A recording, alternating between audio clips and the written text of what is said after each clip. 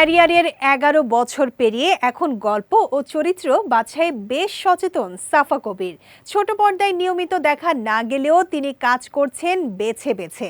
Glamour ও romantic চরিত্রে সাবলীল এই অভিনেত্রী এবার হাজির হচ্ছেন ভিন্ন এক চ্যালেঞ্জিং ভূমিকায়। সম্প্রতি তিনি অভিনয় করেছেন নিরীক্ষাধর্মী নাটক মৎস্যকন্যার নাম ভূমিকায়। নাটকটি পরিচালনা করেছেন শেরনিয়াবাজ শাওন।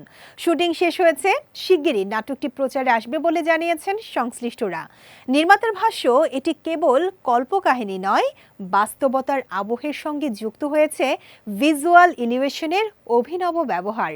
নাটকের গল্পে দেখা যাবে এক রহস্যময় তরুণীকে, যে নিজেকে মানুষ ও জলজগতের মাঝামাঝি এক সত্তা মনে করে। আত্মপরিচয়ের সংকট, সমাজের চোখে ভিন্ন হয়ে ওঠার যন্ত্রণা এবং নিজের ভেতরের টানাপোড়েন, এসব নিয়ে এগিয়েছে কাহিনী।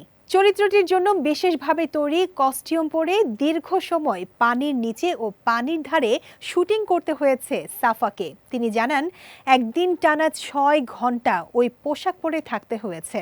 কস্টিউমের কারণে শরীরের কিছু অংশে চামড়া ছিলেও গেছে। তবুও দর্শকদের নতুন কিছু উপহার দিতে এমন ঝুঁকি নিতে রাজি ছিলেন তিনি। নির্মাতার মতে এই নাটকে দর্শক সাফাকে এক নতুন রূপে দেখবেন, যেখানে গ্ল্যামারের চেয়ে বেশি গুরুত্ব পেয়েছে আবেগ, শারীরিক ভাষা ও নীরব অভিব্যক্তি। এদিকে বড় পর্দায় কাজের প্রসঙ্গে সাফা জানিয়েছেন, সঠিক গল্প পেলে শিগগিরই সিনেমায় দেখা যেতে পারে তাকে।